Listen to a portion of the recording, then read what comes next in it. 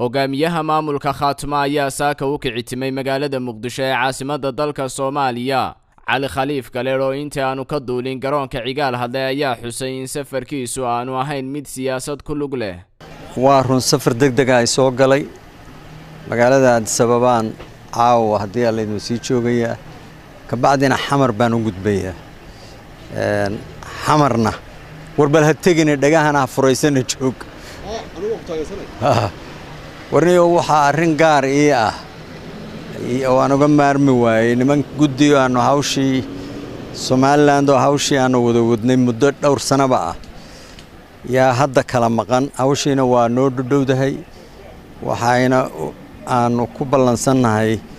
dibadda 3 kamida 7 ay ku maqan yihiin wiig 10 cashay maqnaanayaan anna arrintaasaan xamar u aadayaa waxaan ku rajaynahay markaan soo noqdo arrinta in la kala tuuri doono waa jeclaan lahaa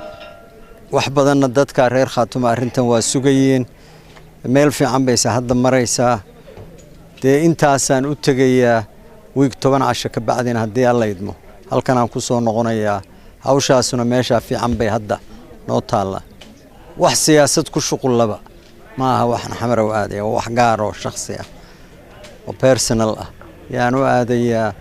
halkan ay hawshaydu taala ya hawsha dadka reer Khaatumo iyadana u soo haddii alla idmo wiiga 10 casho aan maqnaanaya u soo noqonaya haddii alla idmo Master Galeer wuxuu rajo wanaagsan ka muujiyay fulinta heshiiska ay la galeen dawladda Somaliland isagoo iska fogeeyay inay wax iska bedeleen wada hadalkii ay Somaliland la fureen. Musabixi iyo Siilaan xisbiga kulmiye ahaayeen Muusana wuxuu markaa ahaa aanu heshiiska galayno gudoomiyaha kulmiye anana kulmiye iyo maamulka kulmiyana heshiiska la galay marka taas marnaba walwal kama aanan qabin inuu Muuse fulinayo waqtigii baa runtii fursadii baana suurtoobi weyday guddidaas iyo haday wax baaqbaaqdeen xab farsamo bay u baaqbaaqdeen wax lagu diidayo mabda'iyan ama aanu ka walwalsanahay ma Somaliland iyo maamulka Khaatuma ayaa sanadkii 2017 isla qaatay heshiis laba geesood ah balse badi lama fulin heshiiska oo ay saxeexday xukuumaddii madaxweyne Siilaanyo ee xisbiga imika talada haya ee kulmiye. Khadar Haybasaab TV Hargeysa.